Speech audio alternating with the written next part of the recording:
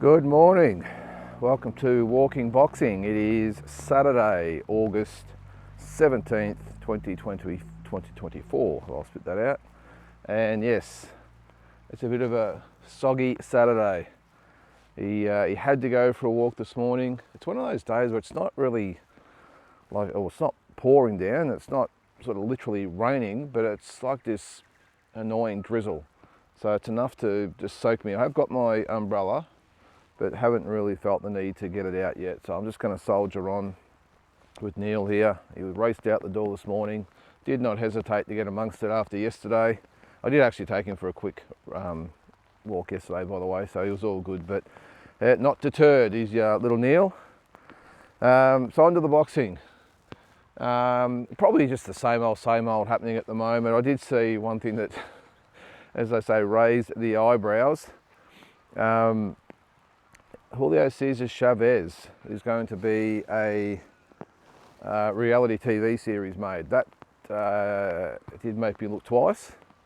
So I'm not sure. I know Julio Chavez Jr. has probably got a lot to offer. I'm sure he'd be very entertaining, but I'm not quite sure about Senior. I think it's the whole family. I don't know. But anyway, that's probably the only thing that struck my fancy. Or not struck my fancy, but got my attention. You know what I mean. But our man, Turki Alalshikh, is in the news again. This continued feud he has with all this perceived feud with Canelo Alvarez and all this sort of stuff. I'm not going to get into that. We've covered that, and I just think it's more so hearsay these days. Let's hope it's not as petty as what it seems anyway. But one thing I saw yesterday from our man, Turki Alalshikh, is he's asked everyone to name 10 fights that we want to see that he could maybe make in 2024, or the remainder of 24, and then in 2025.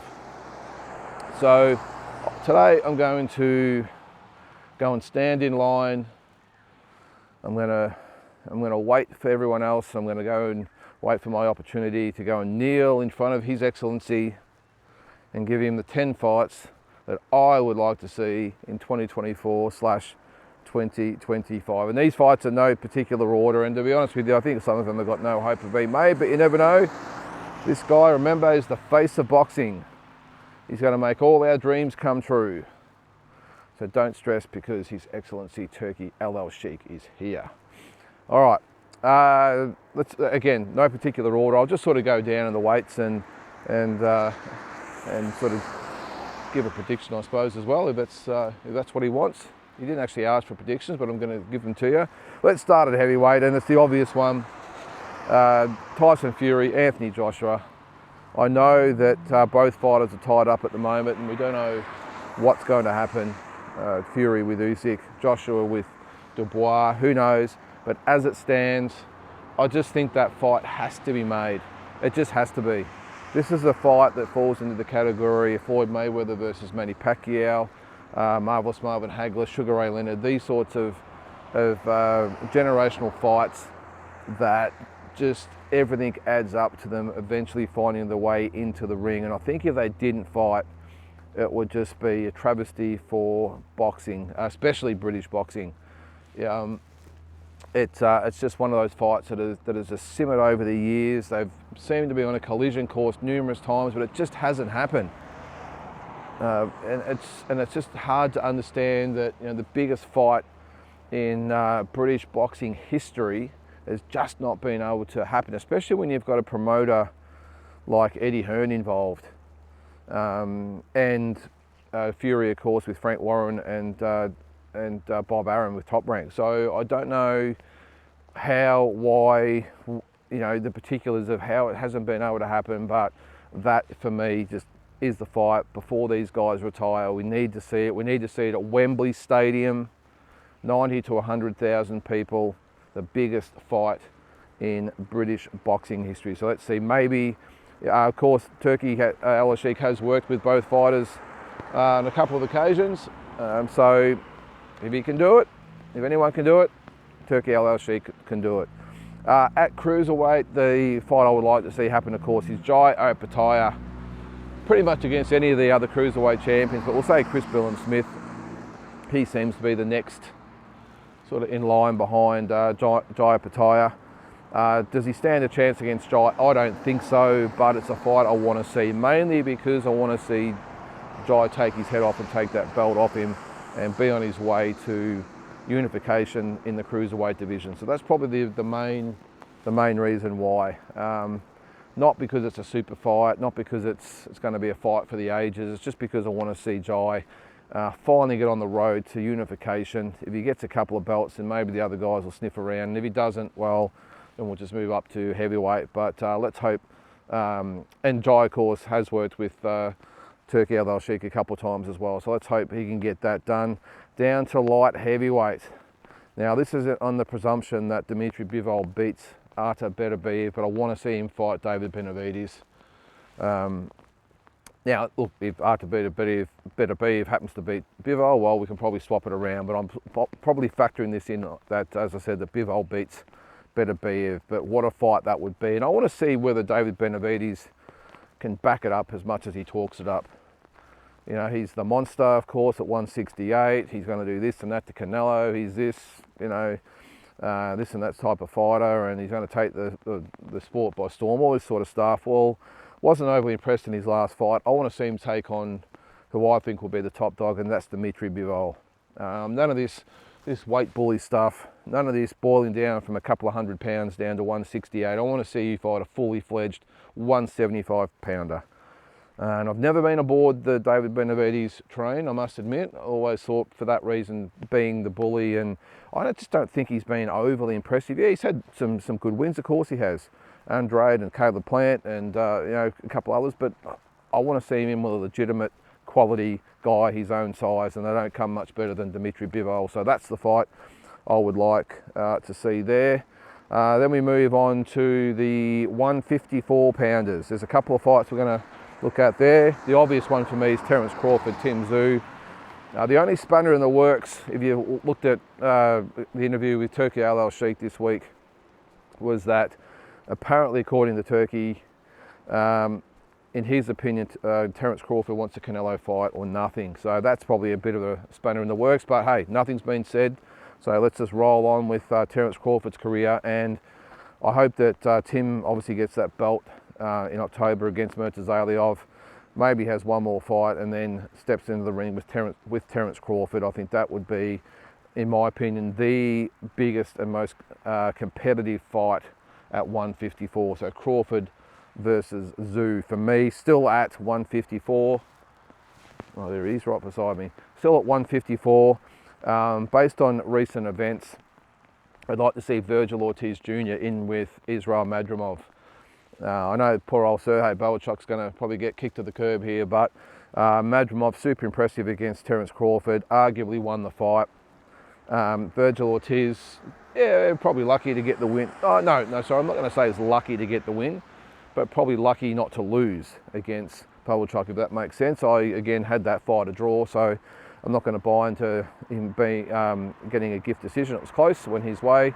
But I think based on those two fights, I think Madrimov would be a live chance against Virgil Ortiz Jr. So I think that would be a great fight. And how many fights is that? 1, 2, 3, 4, 5 fights.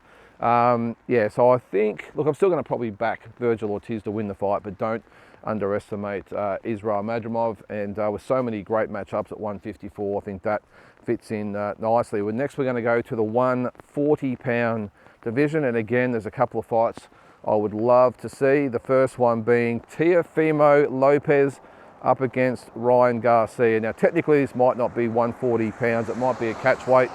Who knows what our man Ryan Garcia is going to do, but I think Teofimo Lopez, Ryan Garcia will be a great fight. Two supremely gifted athletes. Both have had their great performances. Both have had their ordinary performances. And I think that fight would really get a lot of attention. Who wins? I think I would back Teofimo Lopez to win that fight. I think he has got a bit of pop in his punches. I think he's definitely got the technique. I know Devin Haney obviously had technique, but I just think Teofimo Lopez just got a little bit more grit about him, a little bit more steel. As I said, a bit more pop in his punches, and I think a few more tricks to his, little tricks in his bag of tricks, if that makes sense. and I think he would, in my opinion, beat Ryan Garcia. The other one at 140 I would like to see is another Aussie, Liam Parro, up against Devin Haney. I think that would be a great fight, and it probably makes sense for both guys. Devin Haney would probably see Liam Parro as being beatable. Liam Parro would look at Devin Haney as being very beatable as well after what Ryan Garcia did. And look, again, I just think the fight makes sense. It would be for the IBF 140-pound title. So, and who knows, does Devin Haney come back to Australia? You know, he's obviously had the 2 successful fights with George Kambosos there, so why not? And I think that would be a great fight. Down to the 135-pound division. Again, we've got 2 fights, but with a couple of fights that probably haven't been thrown out there a lot. Well, not that I've seen anyway. It's starting to come down a little bit heavier here, so anyway, we'll soldier on. First one is Tank Davis against William Zapeta. Now, I know probably more's been said about Davis fighting Vasily Lomachenko or Shakur Stevenson. I'd like to see him fight William Zapeta. The way Zapeta comes at you and just lets them go, and he fights 3 minutes of every round. Tank Davis loves that type of fight, to get in and get gritty. He loves to punch on, as they say. And I reckon that would be a real barnstormer as far as action goes. So who wins? I think Tank Davis probably gets over the top of Zapeta as the fight goes on. So I would back Tank Davis, probably say maybe decision, but even late round stoppage, I think. I think he's got the ability to go with Zapeta, punch with him. And we haven't seen Zapeta against real quality opposition yet, so we don't really know how he's going to react when he has an elite fighter fighting back against him and going with him. So I'm going to go with Tank Davis for that. The other lightweight fight there, now this might surprise you. Now, it's Vasily Lomachenko and Shakur Stevenson. Now, you might be thinking, hang on, that could just go down as one of the most boring fights in history. I don't think so. And I refer back to the Lomachenko-Devin Haney fight. Probably had the potential to go the same way, but look how technical and action-packed that fight was. It really was. It was a really high-paced fight, back and forth. It was like a chess match on steroids, really. It was just back and forth, and one would get the upper hand, the other one would get the upper hand. It'd be rounds going back and forth, lots of rounds in the air. And I've got a feeling that the Shakur Stevenson-Lomachenko fight could be similar. Maybe Shakur Stevenson doesn't fight at the same pace as Haney. Not that he's super fast either, but Lomachenko is going to make him fight a fast-paced fight. That's what Lomachenko does. He's busy. I don't think the southpaw stance would worry Lomachenko, and I think could be the ability for Shakur Stevenson to shine, just like Devin Haney took the opportunity against Lomachenko. Whether he won or not is obviously arguable, but I just think Shakur Stevenson and Lomachenko would be a very, very good fight. And then the last one, I think it's the last one, I don't think I've missed one, but anyway, it is, I think, probably the best of the bunch, and that is Naoya Inoue, Junto Nakatani. What a fight this would be. And I know you could probably throw Bam Rodriguez in there, but I don't think Inoue comes down and meets Bam Rodriguez halfway or whatever it might be. And I really don't think Bam Rodriguez, I know he's probably mentioned maybe going to 118, but just for the moment, if it's going to be one, I mean, I'd love to see Bam Rodriguez fight both of those guys, but I'm going to go with Nakatani and Naoya Inoue, and what an explosive fight would be. To think that we're just pandering for this all Japanese fight, just like we've got the all Russian fight with Benavides and Bivol, I suppose, but this is for the little fellas. It would be an explosive fight. Look, I think Nakatani would be just everything we hoped he would. He would give Naoya Inoue all he could handle, but I'm going to stick with Naoya Inoue to win, probably on points. I don't think either guy knocks the other guy out. Nakatani very, very capable of beating Inoue, but call it just a gut feel. I think in a very, very hard-fought decision, I think Naoya Inoue would just get the nod. But I wouldn't be surprised if Nakatani was the first to upset Inoue. So there's the 10 fights that I would like. Let's hope that Turki Alalshikh listens to what I'm saying. I doubt it, of course. But just like all the other people lining up to get the piece of Turki Alalshikh. There's my 10 fights I would like to see in 2024, 2025. And let's hope Turki Alalshikh can at least make a few of those happen. So guys, hope you have a great weekend. That is it for Walking Boxing today. We will catch you tomorrow.